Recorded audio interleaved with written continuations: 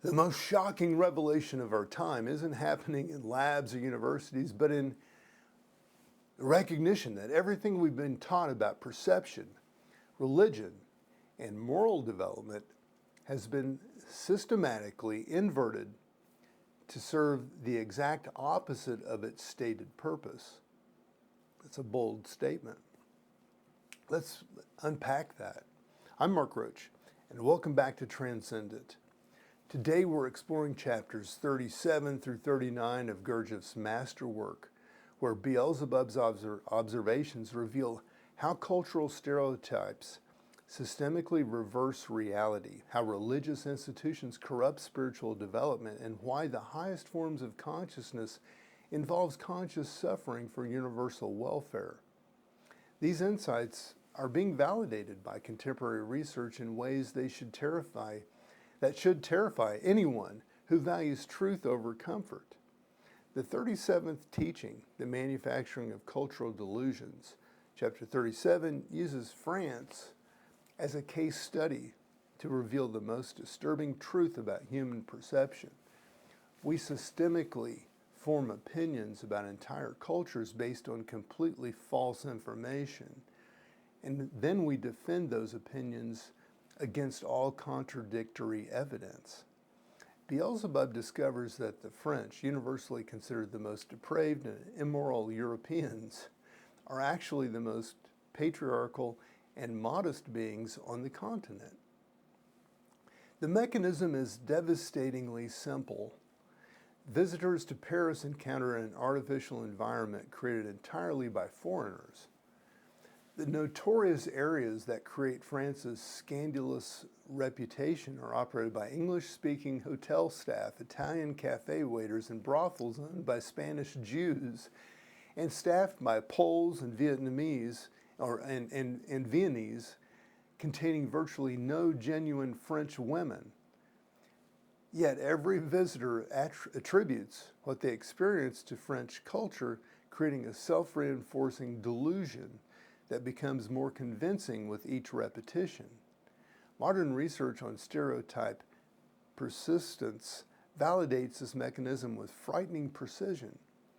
A 2022 study involving sequential judgment tasks demonstrates that people learn from their own untested assumptions, strengthening stereotype associations even without confirming evidence. When participants made stereotypical assumptions but received no feedback about their accuracy, they stereotyped more over time simply by making the assumptions. Even more disturbing, participants often misremembered their untested assumptions as having been confirmed when asked to recall feedback they never received. This research reveals that stereotypes persist not just through confirmation bias, which accords greater weight to confirming evidence, but through what researchers call learning from assumptions. The very act of thinking a stereotypical thought strengthens the neural pathway that makes that thought more likely to reoccur. We're literally programming ourselves to believe our own prejudices through the mechanical process of thinking them. Contemporary social media algorithms exploit this mechanism ruthlessly. They present content that confirms existing beliefs, creating echo chambers where assumptions are never tested against reality. Political discourse has become almost entirely based on untested assumptions about opposing groups that strengthen through repetition rather than verification. The educational tragedy Gurdjieff identifies is that modern schooling creates beings whose functions adapt themselves little by little to receiving all new impressions automatically without any effort whatsoever on the part of their essence functions. Students lose the capacity for direct perception and become completely dependent on performed opinions rather than personal observation. Current research confirms this alarming trend. Studies show that students increasingly seek information that confirms their existing views rather than challenging them. Educational institutions often reward conformity to approved perspectives rather than independent thinking. The result is populations who mistake their conditioned responses for authentic perception. The 38th teaching, the systemic corruption of spiritual development. Chapter 38 provides the most comprehensive analysis of religion as a psychological weapon, reveals that contemporary religions, despite claiming to serve spiritual development, actually prevent authentic spiritual growth through sophisticated psychological manipulation mechanisms that have been perfected over millennia. All contemporary religions, regardless of surface differences, operate through the same foundational error. The maleficent idea that good and evil as external forces rather than consequences of conscious or unconscious human choice. This philosophical virus creates the illusion that moral qualities exist independently of human decision-making, systemically destroying personal responsibility and authentic spiritual development. The corruption process follows predictable stages. First, beings with Husanimusian properties create religious fictions for their own egoistic aims. Second, masses begin believing these teachings and gradually lose their capacity for sane reasoning. Third, religious institutions crystallize around these corrupted teachings. Fourth, competitive sectarianism develops where different groups claim exclusive access to truth. Finally, the result often directly contradicts the original spiritual impulse. Contemporary research on religion and corruption validates Gurdjieff's analysis with devastating clarity. A comprehensive study of 102 countries reveals that hierarchical religions, particularly Sunni Islam and Orthodox Christianity, show significant positive associations with corruption levels, while non-hierarchical Protestant Christianity shows negative associations. The effect operates primarily through cultural rather than personal channels, meaning that religious institutional dominance creates environments that facilitate rather than prevent corruption. The research demonstrates that most hierarchical religions have both direct and indirect negative effects on social integrity. Religions or religious institutions don't just fail to prevent corruption, they actively create conditions that make corruption more likely. This occurs because hierarchical religious structures mirror and legitimize other forms of authoritarian hierarchy that facilitate corrupt practices. Modern religious movements demonstrate exactly the pattern Beelzebub described. Spiritual teachers establish followings based on exclusive access to special knowledge. Religious communities fragment into competing approaches, each claiming superior understandings. Original teachings require conscious effort to become comfortable, beliefs requiring no work. Authentic spiritual practices become mechanical rituals performed without understanding. The most insidious aspect is how religious corruption masquerades as spiritual advancement. People feel virtuous about their religious identity when participating in systems that systemically prevent their development. Those religions claim to support. Religious sectarianism becomes a form of spiritual materialism where ego uses spiritual concepts to reinforce rather than dissolve its dominance. The 39th teaching, the reality of conscious suffering. Chapter 39 takes us to the holy planet purgatory, revealing the ultimate purpose of authentic spiritual development and the cosmic responsibility that comes with genuine consciousness. This chapter provides the most profound theological insight in spiritual literature. The highest development beings in the universe suffer more than anyone else, not as punishment, but as natural consequence of cosmic consciousness. Purgatory serves as the cosmic heart, where all the completing results of the pulsation of everything that functions and exists in the universe are concentrated. The beings who dwell there have achieved the highest possible spiritual development. yet they experience inexpressible anguish because they perceive and feel responsibly for the universal suffering and disharmony. The Creator's frequent appearance on purgatory demonstrates ultimate divine compassion.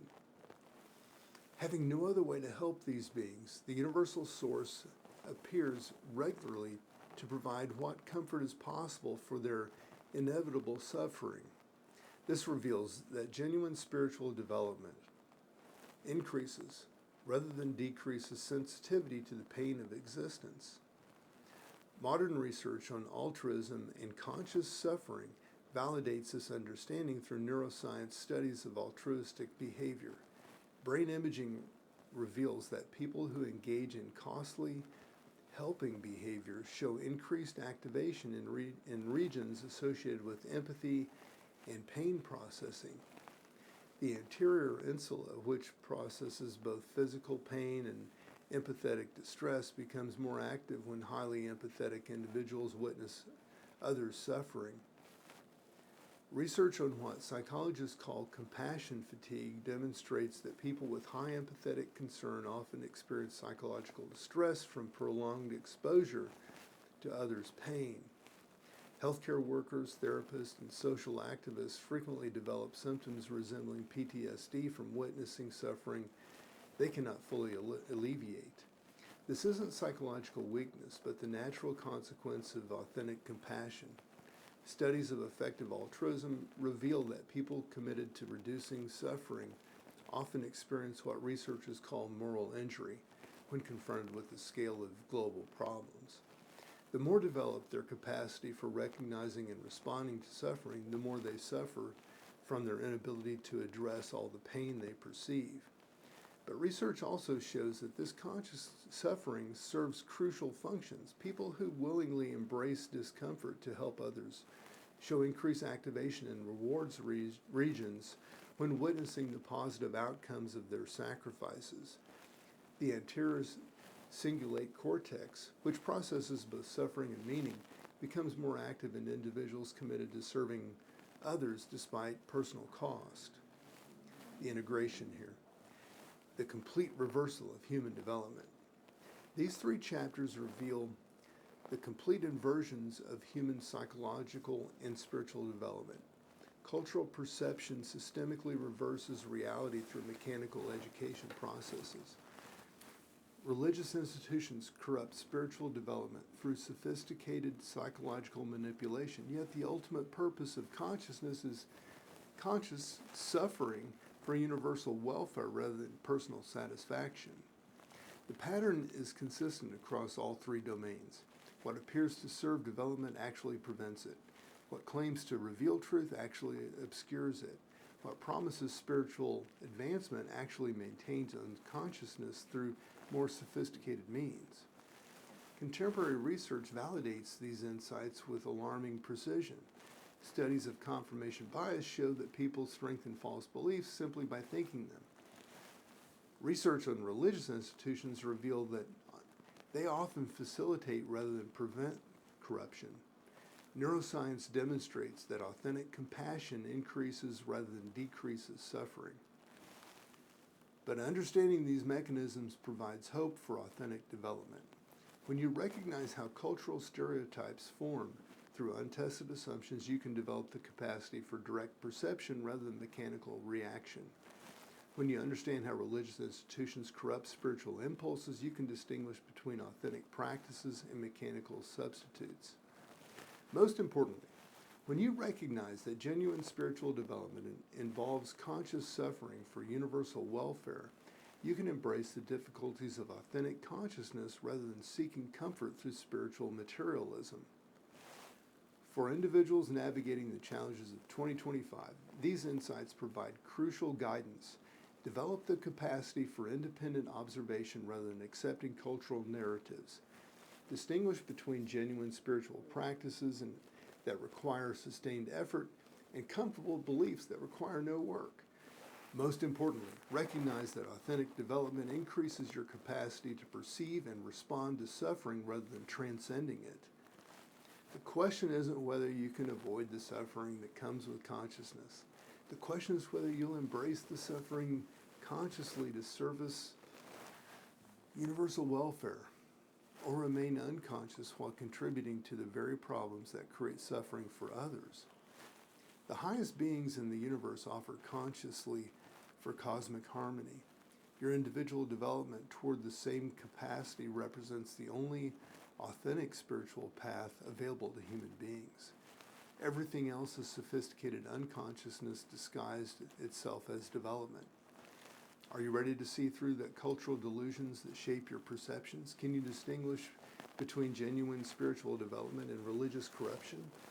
Will you embrace conscious suffering to service, or as service to universal welfare rather than seeking personal comfort through spiritual materialism? The choice to term is not just your individual development, but your contribution to the cosmic purposes that genuine consciousness serves. I'm Mark Roach, wishing you all the best.